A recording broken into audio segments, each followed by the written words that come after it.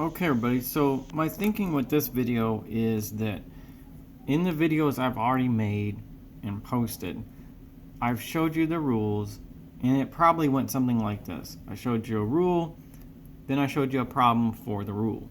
And then I showed you another rule, and then a problem for that rule. Kind of one at a time, just so you could get a feel for each rule in isolation.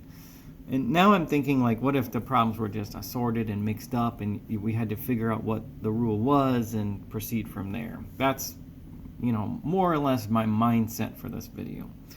So I decided I'd go ahead and write all the rules down, okay?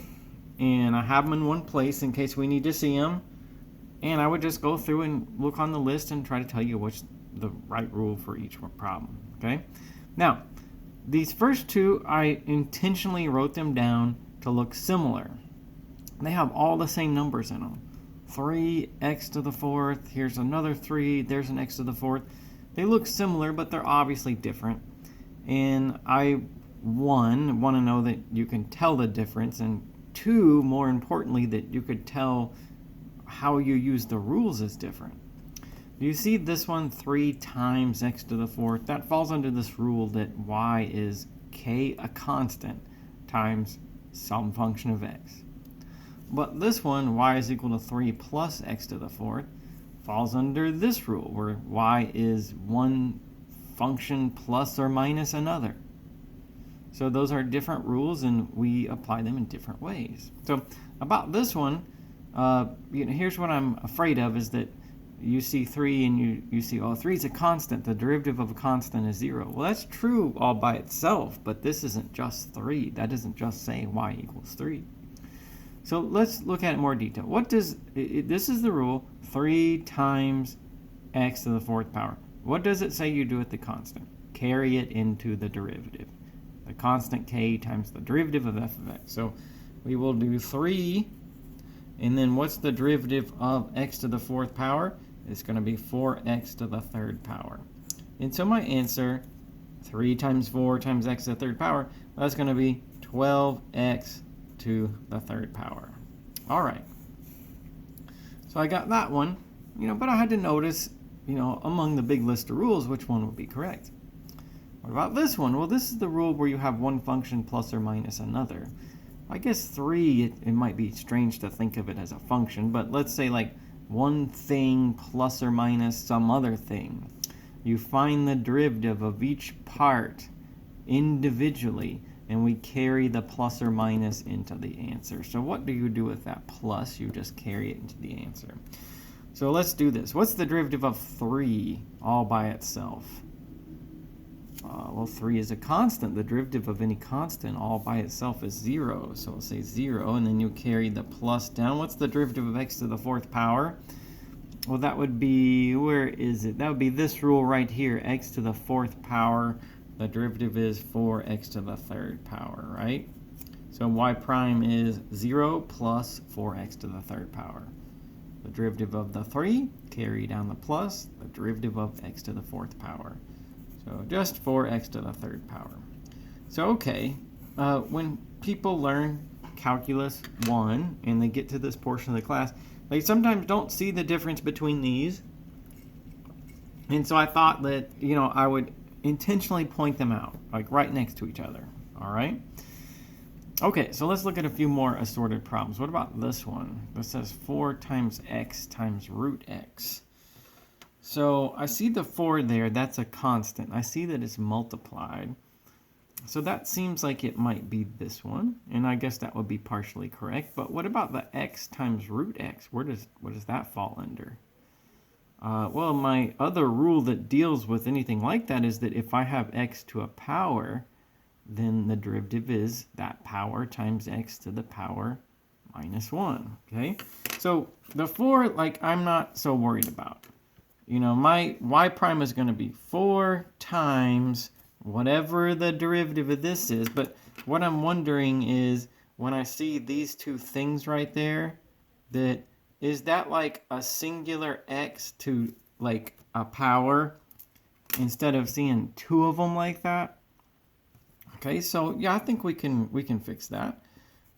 This is 4 times x times x to the 1/2 power. 4 times x to the 1/2 power. Is there some rule of algebra that directs us for what to do when we multiply like things? So you've probably seen this rule. Like, so what's x squared times x to the 3rd power? That would be x to the 5th power. It's easy to see why that is, because how many x's are here? 2. And how many are there? 3. And you got 2 and 3. There's 5 total. Okay. So this, although I have a fractional power, would fall under that same rule. I'm going to add the powers. So what's my power on the x? It's going to be 1 plus 1/2, and that's going to be 3/2. Okay? So here's what I'm really working on. This form right here wasn't really what I needed it to be to work it. Now I'll see it as 4, which is a constant, and I'll carry down, times the derivative of x to the 3/2 power. Let's see what that is. 3/2 x. And then I take away 1, and I get 1/2. Okay, so 4 times 3/2 x to the 1/2 power. Let's see, a little bit of cleanup. What's 4 times 3/2? So that would be 6 x to the 1/2 power. Okay, and well, that's all right, probably. Depending on who's asking, they might want to see it as 6 root x. Isn't it true that the 1/2 power is the same thing as the square root? Okay, you could write it either way. Just depends on what your online homework is asking you for or willing to accept, or perhaps in your class, whatever the test instructions are, who knows? But I want to give you both of them. Okay, so let's see. What about this one? Since we're just doing assorted problems, like more or less random and a little bit different than the ones that we've done so far, what about this one? I'd like to see this one. Here's what I'm inclined to do. This is all I got right now. This might come as bad news to you, but there's more rules than even this. But this is what we're working with right now. And I'm inclined to think, well, it's got to be this one. Like some constant times some function of x. But with the division there, it just doesn't seem like that at first. But let me write something for you and see what you think about it. Is this the same thing as 3/50 times x squared over 1? That's the same thing, right? I mean, because when you multiply fractions, you multiply straight across. So if I say, well, this is the same thing as that, 3 times x squared, that's on top, 50 times 1, that's on bottom. So that's how I can see that there really is this constant coefficient right there. Let's look at it like this. We'll say, well, this is 3/50 times x squared. So this is that. Y is a constant k times some function of x. All right. So, okay, so we recognize that about it. What do we do with the constant 3/50? What does this rule say that you do with it? We carry it down. So we got 3/50. And then what's the derivative of x squared? That would be 2x. Okay. And then what's 3/50 times 2? Well, that will be 3/25. So I'll get 3/25 times x. All right. And then like that one, there's no other form that we can write it. Well, okay, I take it back. Could we say like this is 3/25 times x over 1? So you could say 3x over 25 if you wanted to. You know, the reality is there's, in math, with there being so many rules, there's often many ways you can write one answer. Okay? Can you agree that those are the same? That these are equivalent? All right. So let's look at something a little different. What do you think about something like that? Okay, now the 4 and the 5, I don't have a problem with that because those are just constants times other functions. And then the minus, I don't have a problem with that because that's, if you add or subtract, we got a rule for that. It's this division bar right here. The whole thing is divided by 2. I don't really see any divisions in our rules. None of them deal with that at all. So this one is out of place. But let me show you how I am inclined to look at it. Can you agree with my step here? This is 4x squared over 2 minus 5x to the fourth power over 2. Why do I think that that's right? Well, because isn't it true that you could add or subtract fractions with a common denominator? So could you subtract those in the form that they're in? They have a common denominator of 2, so yes, you could subtract these, and the answer would be 4x squared minus 5x to the fourth all over 2. So it's like it's a two-way street. I'd prefer to break it apart like that. Why is that? Well, because now I can see these this way. I can see that as a constant times x squared. 4 over 2 x squared minus 5 over 2 x to the fourth power. Isn't that true? Right? That's kind of like that last example I showed you. We had, 3x squared over 50. Well, that is 3 over 50 times x squared over 1, so it's 3 over 50 times x squared. It's the same thought process. Now, this is something that I can work with according to the rules. I got a constant, 4 over 2. That's just 2 x squared minus 5 over 2 x to the fourth. Okay? So what do I do with this constant 4 over 2? Well, first of all, that's just a 2. Okay, so I know that I wrote it as 4 over 2 there, but just I wanted to be dramatic about what to do with it, but that's a 2. So 2 here, what's the derivative of x squared? Is 2x. Okay, and then what about that minus? We'll carry the minus down. What about the 5 over 2? That constant there. Carry that down also. And then what's the derivative of x to the fourth power? That'd be 4x to the third power. Okay, so that's how we put it together. Our final answer, let's see, 2 and 2, that's 4. So 4x. 5 over 2 times 4, that's going to be 10x to the third power. Okay? So not so bad. You have to know how to look at it, though. Definitely need to know how to look at it. I need to know that I can take this apart that way and proceed from there. Okay? All right, so there's my final answer for this one. There's really no other forms I can put that one in because it's already simple enough. Okay? What about this one? All right, so it's kind of like that one, right? It's got this division. I think we should take the same approach where we separate it out into individual terms. So what do you think about this? I got 2x over root x plus 6 over root x. So that's that same principle that I talked about up there where I see that 2 as a common denominator in these fractions. So same thing here. I see the root x as a common denominator. Now earlier I talked about is if you multiply like things, what's the rule for what you do with the exponents? So you add the exponents together. Okay. What if you divide like things? Well, then you subtract the exponents. So like for example, if I had x to the fifth power over x to the third power, that would be x to the power 5 take away 3. It would just be x squared. Okay, so that's the manner that you subtract the exponents when you divide like things. Of course, if there were 5 x's up here and 3 down there, and you canceled 3 pairs, you'd be left with 2. That's the rationale for the rule. So with this one, let's look at it like this. I got 2x to the first power, and that root x I'll write as a half.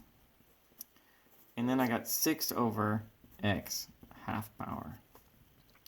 So what I think we should do then is like this. 2, that's a coefficient. X, and the power here is 1 minus a half. Well, that's a half. What about this part, though? We've seen problems a lot like that other places. We want to do like that, right? Okay, so can you agree with my breakdown? We'll work on this. I got a constant times a function of x plus another constant times another function of x. All right, so let's see. I carry down the 2. That's what you do with that constant. Times the derivative of x to the 1/2 power, which is 1/2 x negative 1/2. Okay? Then I carry down the plus and the constant of 6. The derivative of x to the minus 1/2 is minus 1/2 x minus 3/2. Okay. So let's do a little bit of cleaning up of this answer. 2 times 1/2. That will be 1. So I'm just going to get x to the minus 1/2. 6 times negative 1/2. That's negative 3. So I'm going to write like that. Okay? And then I'm left otherwise with x to the minus 3/2. Okay. That's one form of the answer. Another form. 1 over root x. This negative exponent sends it under the bar. The 1/2 power is, though, the square root. Minus 3 on top. That sends it under the bar. Root x to the 3rd power. That would be the same thing. Okay, but we've talked about the rules of exponents being negative and how fractional exponents translate into roots and so on. All right. So either way there, but again, it just might depend on the context. Okay. Let's do 2 more. All right. So here we go. What about this one? This one looks different than the others, right? How does it fit into this, though? I guess that's my concern. How does it fit into this? I don't see... Well, okay, that's multiplication, right? 2x plus 1 times 3x minus 7. And one of my rules deals with multiplication. Like if you have a constant, k, times a function. But this is not a constant times a function. X and 2x plus 1 is not a constant. X is a variable. It can take on different values. That's what makes it not a constant. So I can't use this one, but if with any of these problems, if it wasn't ready for the rule, I just used a little bit of algebra to get it there. Like, I guess 3x squared over 50 isn't really the right starting point. But looking at it as 3/50 times x squared is, and it's just a matter of algebraic manipulation to get to the right spot. So how about this? If we multiplied all this out, it would just be like a polynomial with several terms, and then we could make that work, right? So let's do that. Let's say, like, really this does not fit the rules. I mean, it just doesn't, okay?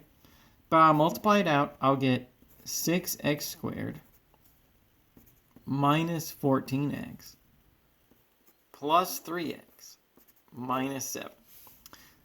That's more like it. That's the kind of thing that the rules accommodate. I'll do one more thing, though. 6x squared minus 11x, being that those are like terms, minus 7. This is what I needed to see. It's a constant times x to the 2nd power minus a constant times x minus a constant. And so everything in there has a rule for it, okay? All right, so here goes. What do you do with the constant of 6 right there? Carry it down, and you multiply by the derivative of x squared. That's going to be 2x. And then minus, what's the derivative of 11x? Negative 11x. That would be 11.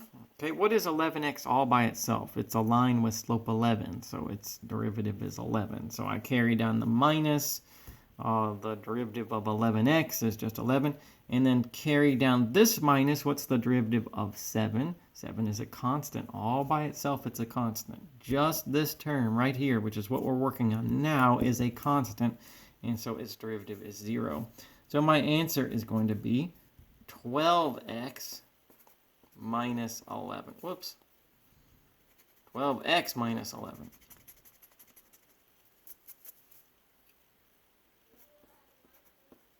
Okay.